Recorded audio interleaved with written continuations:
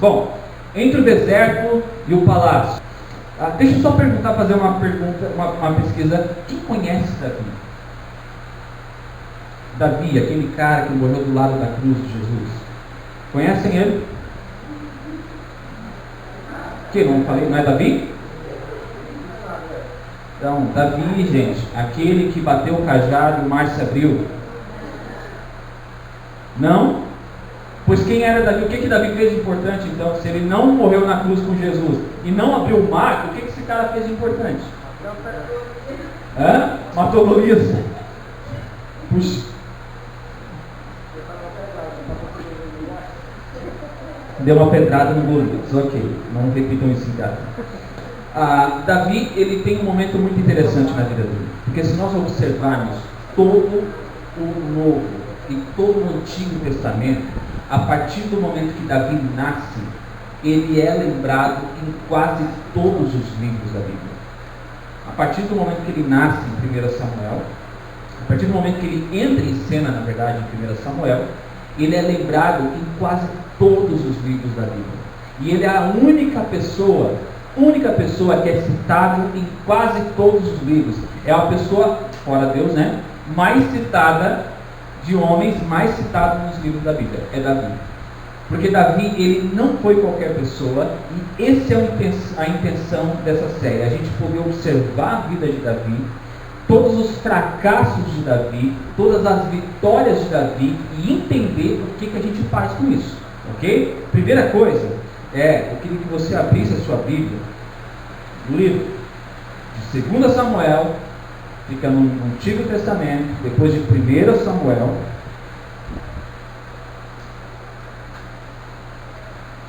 Vamos ver o versículo 5 primeiro. 2 Samuel. Se não tiver a sua Bíblia em mãos, ou se vocês têm, mas não sabem o que fazer com ela, você pode observar aqui em cima. 2 Samuel 6,5 diz assim: Davi e todos os israelitas iam cantando e dançando perante o Senhor, ao som de todo tipo de instrumentos de pinho, harpas, liras, tamborins, chocalhos e címbalos. Instrumentos que a gente usa aqui, né? Você consegue entender o que significa esse versículo? De repente, Davi está junto com inúmeros israelitas e eles começam a dançar na frente do Senhor. E o som que estava sendo tocado era com esses instrumentos, mas afinal de contas, o que eles celebravam? Afinal de contas, qual era o motivo da festa? Qual era o motivo da alegria que Davi e os seus amigos tinham para celebrar e dançar? Porque é interessante que a gente encontra no Antigo Testamento inúmeros momentos em que pessoas fazem músicas para Deus. Em situações das suas vidas, elas cantam para Deus. É muito raro a gente encontrar alguém que decide dançar para Deus, principalmente quando é homem, né? Mas Davi, sem vergonha nenhuma, ele dança na frente de Deus. E tem mais, ele leva um bocado de gente junto com ele para dançar. Mas como é que ele sabe que eles estavam na frente do Senhor? Aonde é que estava o Senhor para eles verem que o Senhor estava aqui e eles estavam passando na frente do Senhor? Há um contexto. E veja bem, preste atenção nesse contexto, porque se você perder uma palavrinha agora, você não vai entender possivelmente muita coisa dos outros episódios dessa série. Então, só para ser bem chato, você vai cutucar essa pessoa que está do seu lado e pergunta para ela: está acordada? Está prestando atenção? Isso é para todo mundo, viu, Oliver? Está todo mundo comigo? Certo? Então vamos lá. Primeira coisa que você tem que entender na vida de Davi é que em um certo momento existia um rei chamado Saul.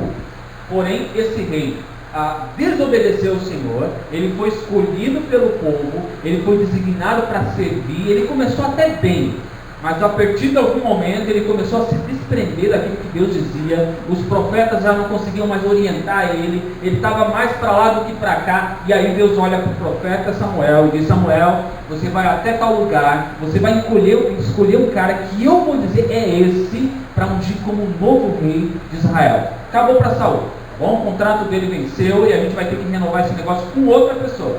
Então Samuel, com medo de que Saul fosse atrás e matasse ele, aí Deus diz o seguinte: tu pega um novilho, tu vai até a casa de Jessé, e se alguém perguntar, diz que você vai sacrificar um novilho. Algumas pessoas, ao lerem isso, pensam: Deus estava ensinando Samuel a contar uma mentirinha. Não, se você olhar mais para frente, você vai ver que de fato ele foi sacrificar esse novilho. Mas quando ele chega na casa de Jessé, ele olha para a família de Jessé, e ele observa e pensa, olha de cara para o filho mais velho de Jessé, e ainda passa pela cabeça de Samuel: esse vai ser o novo rei, com toda certeza. E na hora, Deus disse para Samuel o seguinte: não, deixa comigo que quem vai escolher sou eu, tá? É pelos meus critérios, não é por aquilo que você está avaliando. E aí ele conversa, ele ora pelo indivíduo mais velho, filho mais velho. Deus diz: não é esse. Então o Jessé diz: peraí, eu tenho um outro filho que ele é bom, ele é forte, luta no exército. Trouxe o outro filho. Samuel ora sobre esse filho, também não é ele. E Jessé traz mais um, também não era esse. Foi findou que todos os filhos de Jessé que estavam ali na casa, Deus disse que não era nenhum deles. Daí Samuel, sem entender o negócio, pergunta: tá, mas tem mais algum? Sim, tem um. Mas esse ele está lá lidando com as ovelhas lá no deserto. Ele está bem longe daqui. E aí Samuel diz: enquanto esse cara não vir, ninguém come, ninguém vai almoçar aqui. Eu fico imaginando, eu nessa hora, eu ia imediatamente buscar Davi. Porque a questão aqui está: ou almoça ou não almoça, né? E eles correram, buscaram Davi, trouxeram Davi, e imediatamente Samuel orou por Davi, e ele é ungido rei. E Deus diz: esse é o cara, esse cara vai ser rei do meu povo. Só que Davi tinha 17 anos nessa época, aproximadamente. Ele não tinha condições, e até ainda tem mais um detalhe: o rei ainda estava no trono. Em algum momento, Samuel volta para sua casa, e aí lá onde eles estavam, onde Davi estava, Davi não pôde assumir o trono, porque ele não podia fazer isso. Saul, no momento, é interessante que se você observar a Bíblia, você vai ver que exatamente no momento em que Davi é ungido rei, o texto diz que o Espírito de Deus entrou na vida de Davi. Mas se você seguir alguns versículos, você vai ver que o Espírito de Deus saiu da vida de Saul. Aí você pensa assim: mas como é que funciona esse negócio? Deixa eu te explicar rapidinho. Antigo Testamento, ok? Quando Deus queria que o Espírito dele habitasse sobre alguém, Deus mandava e habitava. Pisou na bola, porque Deus olha para o indivíduo e diz: sai do Espírito de você e vai para outro que vai me obedecer. Mas normalmente o Espírito de Deus estava sobre alguém específico, escolhido por Deus. Isso é o Antigo Testamento. Novo Testamento, Jesus olha para os seus discípulos e diz: eu deixo com vocês agora um Espírito Consolador. E é interessante que todos começam a viver e provar o Espírito Santo. Isso é Novo Testamento. Ok? Nós vivemos um Novo Testamento, mas só para caso você leia essa parte e não entenda, é o Antigo Testamento, tá? Só podia habitar o Espírito de Deus naquele que o Deus escolhesse. Davi, ele chega até a corte. Em algum momento da sua história, ele começa a viver com Saul, porque Saul começou a ter alguns pesadelos, algumas perturbações, e a única coisa que acalmava Saul era quando Davi tocava a harpa. E como Davi não era só um bom pastor, não é só um cara de boa aparência, ele tocava bem harpa também, né? E Davi chegava diante de Saul, tocava a harpa, e aí Saul se acalmava. Foi mais ou menos assim que Davi chega ao palácio. Mas o interessante é que depois chega um momento que todo mundo conhece, né? O que Davi faz? Davi mata Golias. O interessante é que nesse momento que Davi mata Golias, a gente começa a pensar: esse foi o auge da vida de Davi. Porque a partir desse momento, Davi se tornou o cara. E também foi importante aquele momento que ele foi ungido, foi importante o momento que Saul descobriu que quando ele tocava bem, isso ajudava ele a ter uma boa noite de sono. Mas no momento que Davi mata Golias é o auge. É interessante que esse é o auge para nós.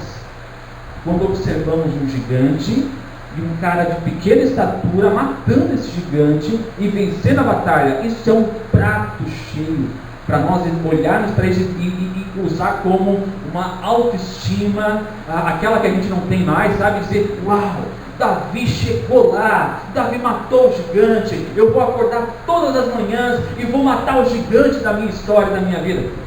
Pegou aí? É simples assim, né?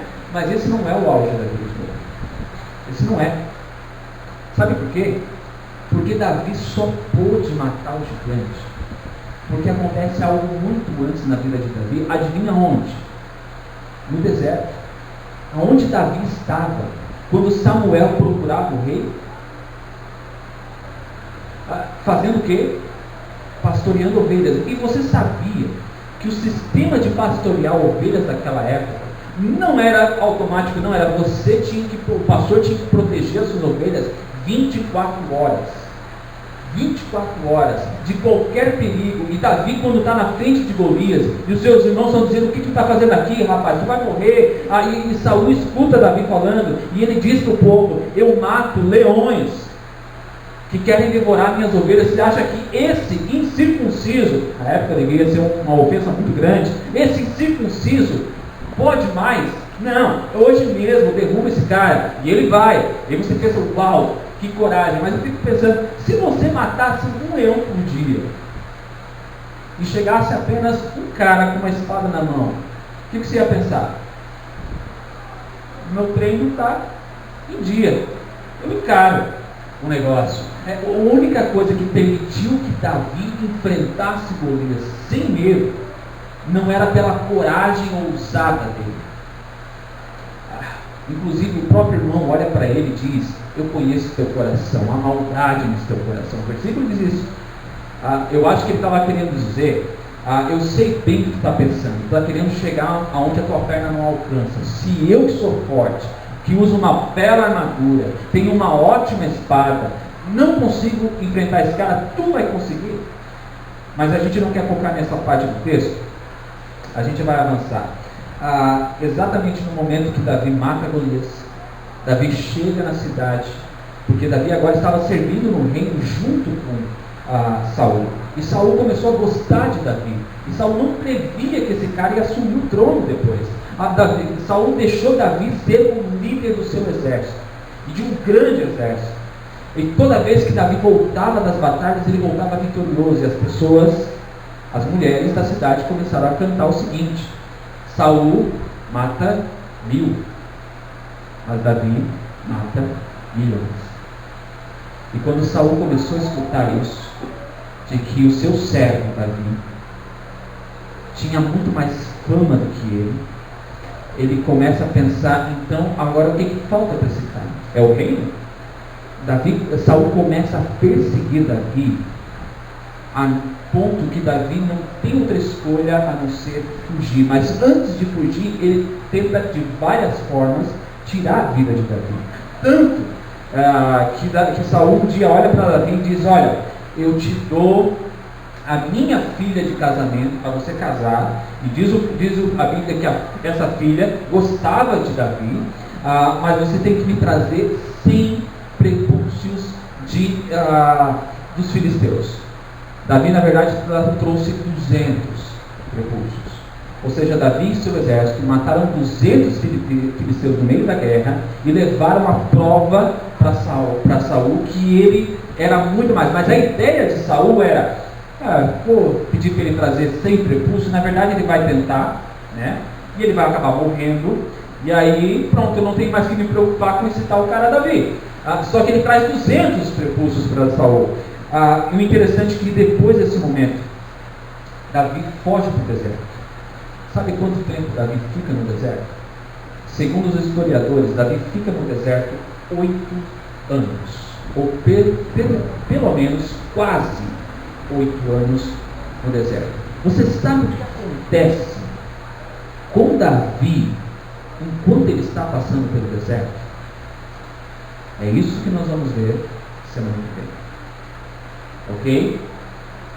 Saul era rei, Davi seria um novo rei, mas para que isso acontecesse, Davi primeiro precisava passar pelo deserto para assumir como rei. Isso te lembra alguma coisa? Alguém que precisava passar pelo deserto para que acontecesse algo na sua história e na sua vida? Quem? Quanto tempo Jesus ficou no deserto? 40 dias. Isso te lembra a vida de Jesus? Mas interessante é o seguinte: há um momento em que Saul morre no meio da guerra. Depois de tanto tentar matar Davi, ele morre. E talvez você pense assim: a gente podia falar do tempo do Davi no deserto. Não, isso é para a semana que vem, ok? E aí o Bruno e eu vamos enfrentar a tarefa de falar sobre Davi no período do deserto. Hoje, especificamente hoje, eu quero que você entenda a diferença na vida de Davi de ter passado pelo deserto e de entrar no palácio. Mesmo que semana que vem a gente vai retroceder um pouco na história, mas o contexto você já conhece. Você já sabe por que ele foi parar no deserto. Você precisa saber o que aconteceu com ele no deserto. O que nos interessa hoje é exatamente o que... Opa, eu preciso passar um negócio. Quando Davi chega ao palácio, o momento em que está entre Davi fugindo no deserto de Saul e o momento que Davi está no palácio. Porque no deserto, você sabe o que acontece na vida de Davi no deserto? Você sabe onde são escritos os mais belos salmos que nós temos na Bíblia? Quando Davi está no deserto. Todos? Não, tem muitos deles que são escritos enquanto ele está no palácio. A gente vai ver isso também. Mas o deserto constrói o caráter de Davi. Porque afinal de contas, 8 anos fugindo para sobreviver. Eu fico pensando, será que Davi não podia olhar para Deus e dizer: Deus, eu cansei. Eu sei que tu me ungiu rei, mas os anos estão passando e nada acontece. Eu só tenho que fugir e esse cara está lá no trono, no lugar que ele era para ser meu. O que Davi tinha a perder? Davi podia, na verdade, ir embora para outra terra e esquecer esse negócio de assumir o trono. Por quê? Porque Davi insiste em permanecer firme. Porque Davi olha para Saul e quando até ele tem oportunidades de matar Saul, ele não faz. Porque o que tinha na vida de Davi que a gente não faria igual a ele? Na verdade, o que acontece no momento do palácio é um ótimo capítulo para nós entendermos. Quando uma pessoa sai do momento do deserto e entra no palácio, ou seja, muitos vivem momentos difíceis, mas a gente entende que quando chegamos aos momentos fáceis, o que os momentos difíceis te ensinaram? Qual é o caráter de Davi quando ele chega ao palácio? Exatamente o que eu preciso ver com vocês hoje é exatamente o momento em que Davi entra no palácio quando ele sai do deserto. O versículo que nós lemos diz: Davi e todos os israelitas iam cantando e dançando perante o Senhor ao som de todo tipo de instrumento de pinho, harpas, liras, tamborins, chocalhos e símbolos. Eu preciso te lembrar uma coisa, para você entender. Existe uma diferença muito grande entre familiaridade e intimidade. Sabe como? Na verdade, familiaridade é constante contato com algo ou alguém que se torna comum. Familiaridade é quando você chega aqui na igreja, você já sabe qual é o caminho daqui, né? Talvez alguns, quando viessem pela primeira vez, precisavam usar o Google Maps, o GPS, alguma coisa, talvez erraram o caminho, até que acharam um lugar, mas a partir do momento que você já sabe onde é, você sabe como chegar, você sabe as pessoas que você conhece na igreja, isso se chama familiaridade. Você, na verdade, até muitas vezes senta no mesmo lugar. Isso se chama Familiaridade. Você já sabe da casa. Você sabe onde é o banheiro da casa. Você já sabe que no meio da pregação não tem problema você levantar para ir no banheiro. Você já sabe que no meio do processo, como é que a gente funciona. Você já sabe que tem uma série rolando. Isso se chama familiaridade. É algo comum, que você já está vivendo dia após dia. Você já sabe o horário que começa. Você já sabe o horário que termina. Você já sabe que no final do mês tem ceia. Isso é familiaridade. Agora, deixa eu te dar um exemplo mais simples. Talvez os homens entendam melhor sobre isso. Certo momento, um homem compra um carro zero. E ele chega para os seus filhos e diz: é o seguinte, comer biscoito no banco está proibido. Nada de sujar o meu banco novo. E aí algum pai, eu posso levar meu amigo junto? Ele pensa, vai dar 5 pessoas no carro. Eu não queria passar de 4, comprar a suspensão, né, é nova, a gente tem que cuidar. Ele tem um cuidado extremo com esse carro. Tanto que até é capaz de, quando ele vai no shopping, ele não estaciona fora, ele estaciona dentro.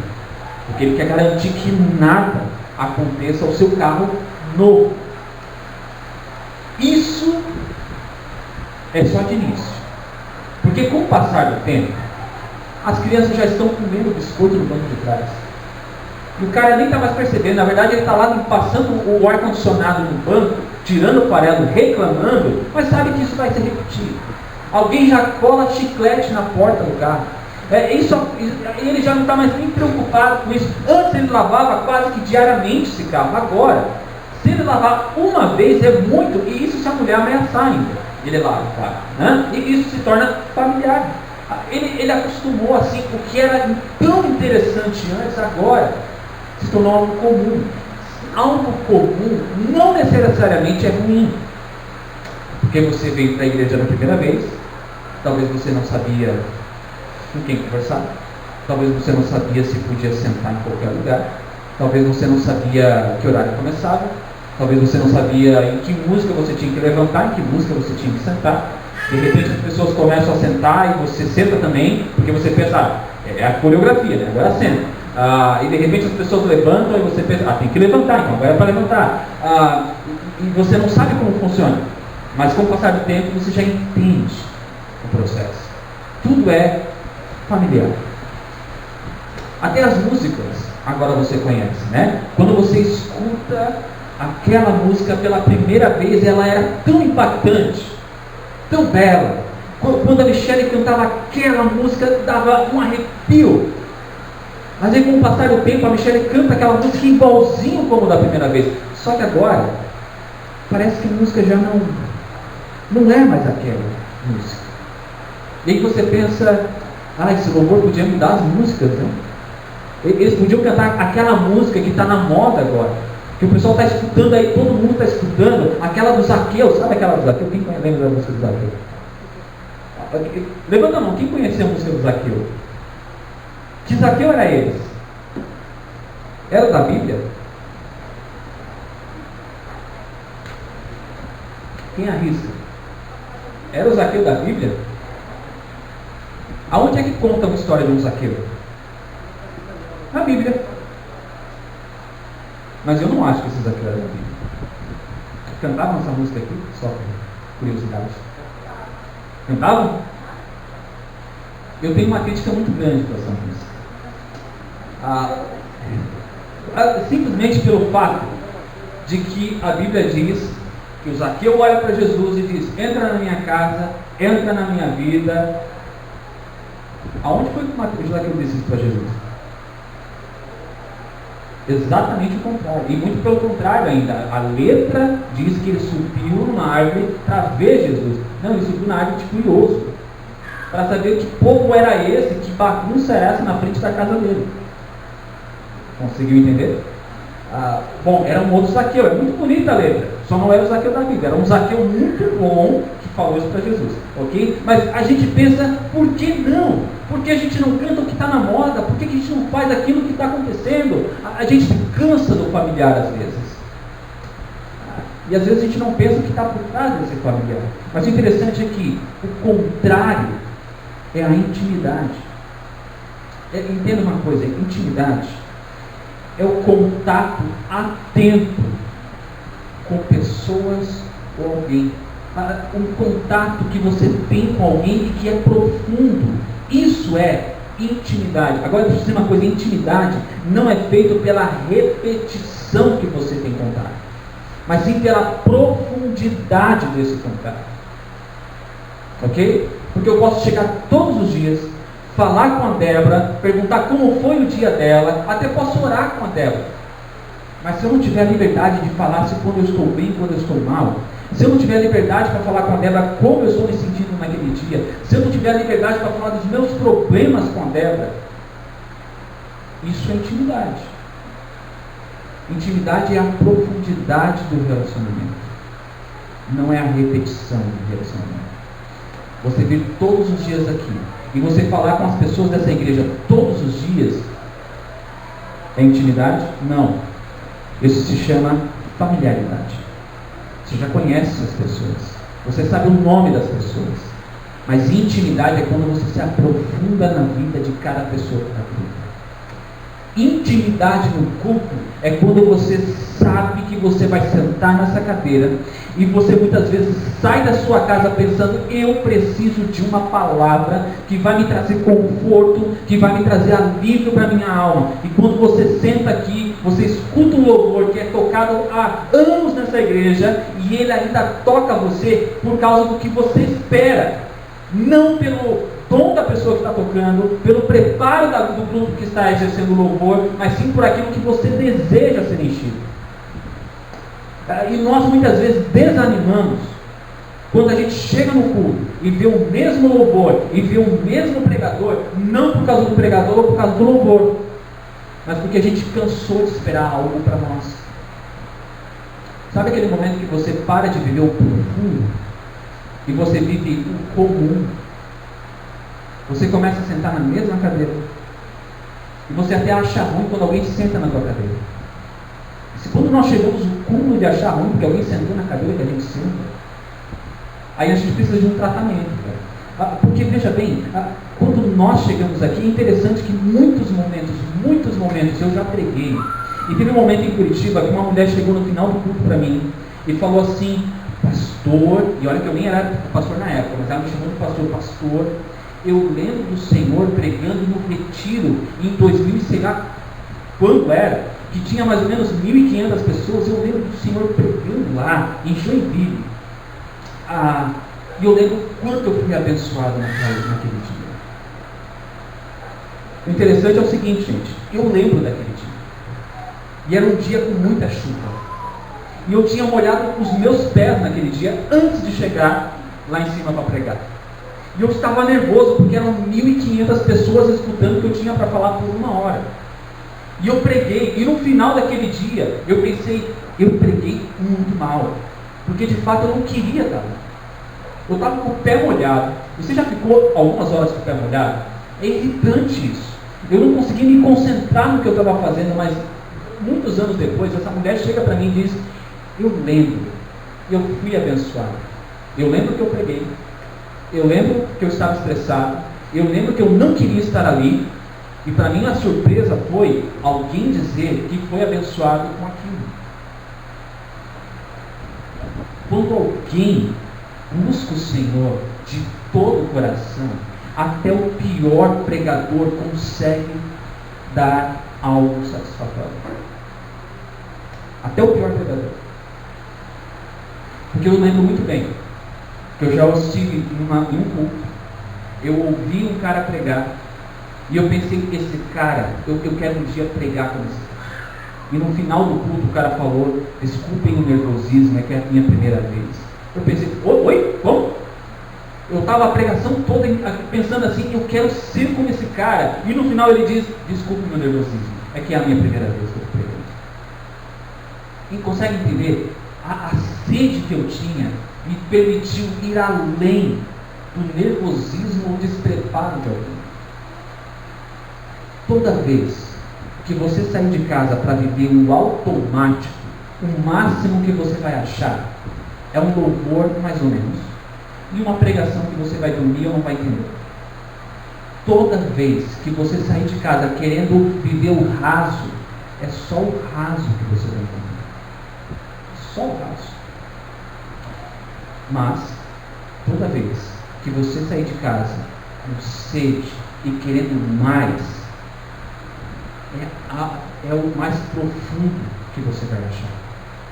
Isso não importa o tamanho dos dons e talentos das pessoas que estão envolvidas no acontecimento do culto. Afinal de contas, quando Deus diz, vinde a mim, você que está fraco, você que está sobrecarregado, e eu vou dar alívio, Ele não colocou condições de dizer, e fica tranquilo que eu vou te dar um pastor porreta, um pastor bom, que vai suprir as suas necessidades espirituais. Ele diz, eu vou dar alívio. Eu vou dar alívio. Ou quando ele diz que, quando o salmista olha para Deus, diz que Deus não despreza um coração contrito. Deus não despreza um coração que está ali de todo o coração na presença do Senhor. Deus não despreza. Deus acolhe, Deus cuida desse coração. Seja ele através de uma mensagem de minha ou qualquer outro pastor que seja preparado ou não. Se você vem de todo o coração, se você quer mesmo receber, o clima do culto vai ser outro, não pelos dons e talentos de quem está conduzindo, mas sim por qual é o nível de desejo que você quer nesse relacionamento. Quanto você quer de Deus de fato? Quanto tu deseja conhecer esse Senhor de verdade? Quanto? Por que eu estou falando isso? Davi e todos os israelitas iam cantando e dançando perante o Senhor, ao som de todo tipo de instrumentos de pinho, harpas, liras, tamboris, chocalhos e símbolos. Você sabe o que estava acontecendo com Davi para que ele fizesse isso com essas pessoas? Eu vou te explicar. Vai para o versículo 1 até o 2. De novo, Davi reuniu os melhores guerreiros de Israel. 30.000 ao todo. Ele e todos os que o acompanhavam partiram para Baalim, em Judá, para buscar a arca de Deus, a arca sobre a qual é invocado o nome do Senhor dos Exércitos, entronizado entre os querubins, acima dela. Deixa eu explicar isso daqui. Eles estavam dançando na frente da arca do Senhor. E a primeira coisa que Davi faz como rei é buscar uma arca que há anos estava fora do reino. Talvez você pense assim, poxa, onde é que Davi estava com a cabeça? O reino tem problemas econômicos, o reino precisa de saneamento básico, coisas da saúde, e Davi se preocupa em buscar uma caixa de ouro. Davi, onde é que Davi estava com a cabeça? Pelo primeiro ato como rei, ele juntar um exército de 30.000 homens para buscar a arca. Você sabe o que era a arca? A arca era o sinal da aliança de Deus, quando Deus libertou o povo do Egito. E dentro dessa arca, você sabe que tinha um maná. Lembra que era o maná que o povo se alimentava? Tinha uma folha de linho, um tecido de linho, que o sacerdote usava no meio do sacrifício, e o cajado, o mesmo cajado que Moisés usou para abrir o mar, estava dentro daquela arca. E o que Davi pensou foi, quando aquela arca era usada, Deus habitava onde a arca estava. A primeira coisa que Davi faz é buscar essa arca. Se tem uma coisa que Davi queria, era a presença de Deus sobre todo o reino. E essa foi a intenção de Davi. Ele vai com 30.000 homens, ele pega essa arca e traz de volta. Agora uma pergunta. Aonde estava a arca? Em Baalim, em Judá. Judá já pertencia ao reino de Israel. A arca já estava em casa, mas não estava no templo. Por que Davi sai até em direção a essa arca, com 30.000 homens, e qualquer um que não meio desentendido pensa, Davi vai para a guerra com 30.000 homens. Não, ele foi buscar a arca. E a questão não era 30.000 homens para buscar a arca, a questão era 30.000 homens para chegar com a arca. Como é que eles chegaram com a arca? Diante de todos os israelitas, iam cantando e dançando perante o Senhor, ao som de todo tipo de instrumento de vinho, harpas e liras, tamborins e chocalhos. Consegue entender que quando Davi entra com a arca, As pessoas observam Davi e se perguntam: é isso? É isso que você vai fazer como rei? É trazer uma arca velha e antiga? É assim que vai começar o seu reinado? Eles não entenderam de onde Davi saiu. Eles não entenderam a profundidade e a importância do que Davi estava fazendo. E é isso que acontece quando nós vivemos o comum. Chegou, amor? Chegou? É isso que acontece quando nós vivemos algo do dia a dia e repetido e raso. A gente não entende o que Deus faz. E tem mais. A gente começa a esquecer que Deus vive e habita em nós todos os dias. A gente começa a esquecer que Deus tem tudo sob o seu cuidado todos os dias. A gente começa a esquecer quem nós somos diante de Deus todos os dias. E quando acontece algo que alguém cheio de Deus faz, o povo olha isso e diz: para quê? Para quê? O povo não esteve no deserto. O povo não entendeu o relacionamento direto com Deus que Davi tinha no deserto. Davi chega no deserto cheio da vontade de Deus, cheio da presença de Deus. E o que ele encontra? Um povo acostumado com o palácio. Um povo acostumado a ter a sua comida na hora certa, na hora que ele queria. Um povo que desaprendeu a quem era Deus. E detalhe, você sabe como a Arca da Aliança saiu do povo? Ela foi roubada e saqueada. E o povo antigamente, há mais ou menos 30 anos atrás, chorou amargamente porque levaram a arca. Mas 30 anos depois, eles se acostumaram a viver sem a presença de Deus. E isso é forte. Eles se acostumaram a viver sem Deus. A gente vem, cumpre as metas, a gente toca as músicas planejadas, a gente acorda amanhã de novo no mesmo horário, a gente volta no domingo que vem para cá, chega no final do ano, a gente faz mais um passadinho na chácara, a gente toma banho de piscina nessa chácara, a gente faz o culto aqui, a gente faz. O problema não está na rotina. O problema está qual é o nível de intensidade que eu me relaciono com cada ponta dessa rotina. O problema não está chegar no horário ou atrasado no culto. O problema é qual é o nível de intensidade que eu quero receber de Deus nesse culto. Qual é o nível que eu quero me molhar? Só o tornozelo ou eu quero mergulhar nesse negócio? Qual? E o que muitas vezes nós pensamos é: a nossa igreja esfriou, porque talvez a gente não tenha mais aquelas coisas que nós tínhamos antes. Eu só consigo viver a fé quando eu tenho várias coisas que me impedem. Nós conversávamos sobre isso no presbitério. E uma coisa que foi dita, que foi muito interessante, e aquilo que acontece. Deixa eu citar uma coisa para vocês. Você sabe o que acontece aqui na quarta-feira, às 7 horas? Existem 3 pessoas, às vezes 4, às vezes 5, dificilmente mais do que isso, que se reúnem na quarta-feira aqui e oram por vocês. E oram entre si. Você sabe o que acontece aqui todo primeiro sábado do mês? O que, André? E o que acontece no André? Eu sinceramente não sei ainda.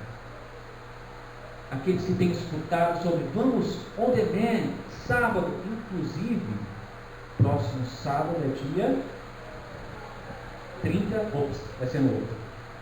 Mas eu não sei o que você está esperando para viver profundamente isso. Olha para o teu lado. Quantas cadeiras você está vendo vazia hoje? Você lembra quantas pessoas tinham aqui semana passada?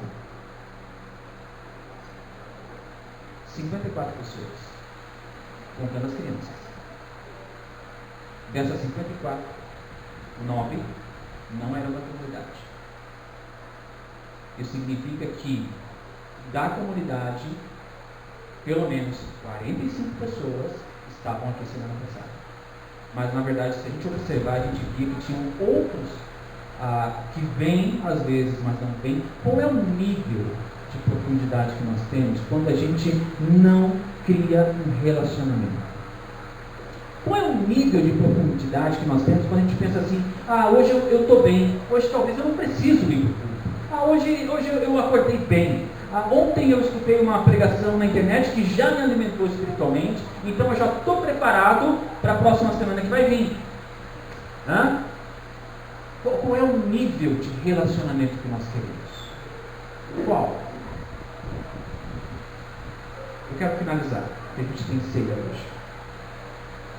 2 Samuel 6, versículo 20 e 21, diz assim: voltando Davi para casa, para abençoar a sua família, Mical, sua esposa, filha de Saul, saiu ao seu encontro e lhe disse, preste atenção no que ela disse: como o rei de Israel se destacou hoje, tirando o manto na frente das escravas e seus servos, como um homem vulgar. Eu quero que você entenda. Olha o que diz o início do versículo. Voltando Davi para casa para abençoar sua família. Ele está voltando de um culto, ok? Ele estava dançando diante do Senhor com todos os seus servos e ele está voltando eufórico. Ele não vê a hora de chegar em casa e contar para todos da sua casa o que ele está vivendo. Ele não vê a hora de contar para todos da sua casa o que ele provou. Ele não vê a hora de contar que ele trouxe de volta a arca. Isso significa que a presença do Senhor estaria diante do povo para eles. Ele não vê a hora de chegar e abençoar a sua família. Ele encontra a sua esposa, uma cara fechada, esperando na porta, e diz: como o rei se destacou hoje, né? Você acha que eu não vi? Você lá na frente das escravas, das servas, você tirou o seu manto, né? Você acha que eu não vi? A resposta de Davi é: foi perante o Senhor que eu disse, perante aquele que me escolheu em lugar do seu pai, ou de qualquer outro da família dele, quando me designou soberano sobre o povo do Senhor, sobre Israel, perante o Senhor celebrarei. Davi sabia muito bem o que ele queria naquele reino. Davi sabia muito bem o que trouxe a arca de volta.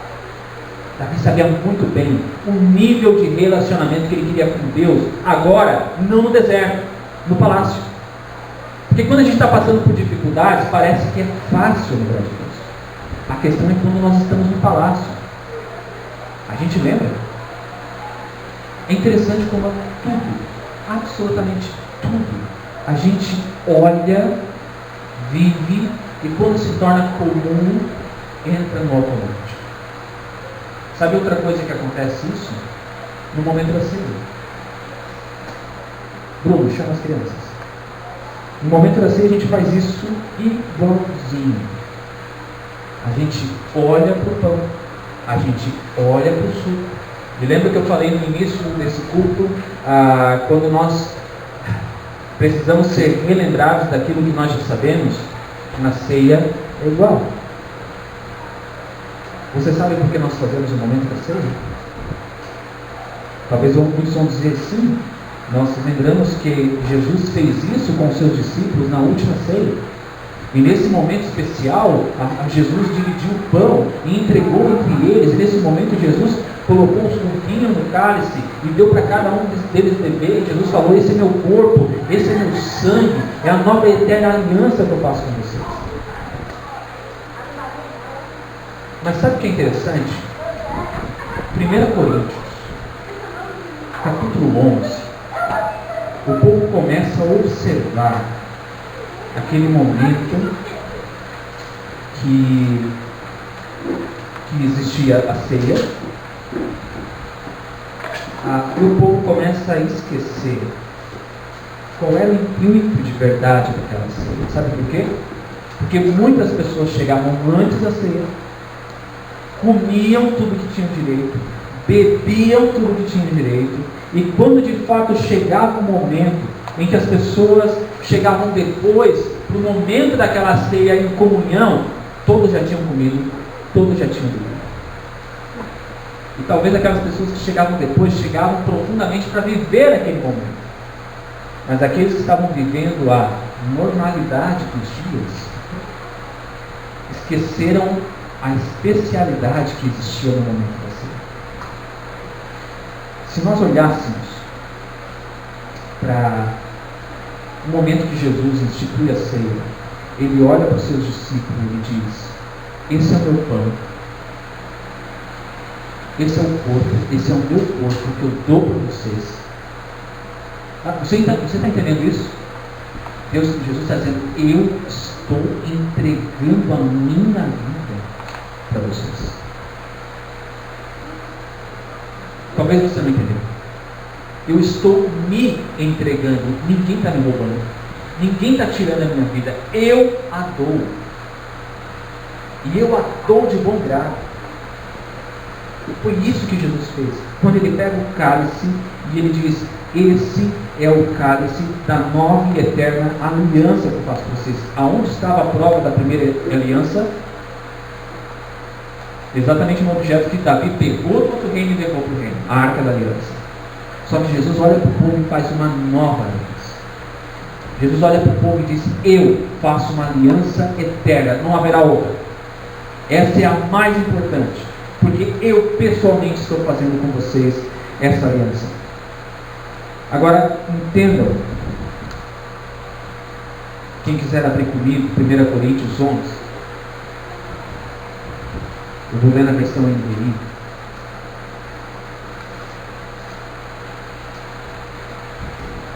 Paulo olha para o povo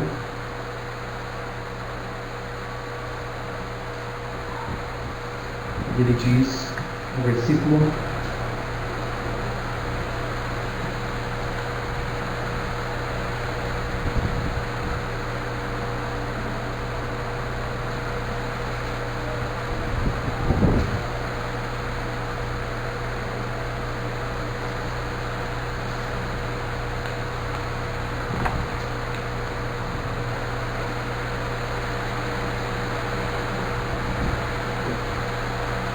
17. Entretanto, nisso que lhe vou dizer, não os elogios. Não os elogio, pois as reuniões de vocês mas fazem mal do que bem. Em primeiro lugar, ouço que, quando vocês se reúnem como igreja, há divisões entre vocês. E até certo ponto eu creio. Pois é necessário que haja divergência entre vocês para que sejam conhecidos quais dentre vocês são aprovados. Quando vocês se reúnem, não é para comer a ceia do Senhor, porque cada um come sua própria ceia sem esperar pelos outros. Assim, enquanto um fica com fome, o outro se embriaga. Será que vocês não têm casa onde comer e beber? Ou desprezam a igreja de Deus e humilham os que nada têm? Que lhes direi? Eu os elogiarei por isso? Certamente que não. Pois recebi do Senhor o que também me entrega. O Senhor Jesus, na noite que foi traído, tomou o pão e, tendo dado graças, partiu e disse: este é o meu corpo, que é dado em favor de vocês. Façam isso em memória de mim. Da mesma forma, depois da ceia, ele tomou o cálice e disse: este cálice é a nova aliança em meu sangue. Façam isso sempre que beberem em memória de mim.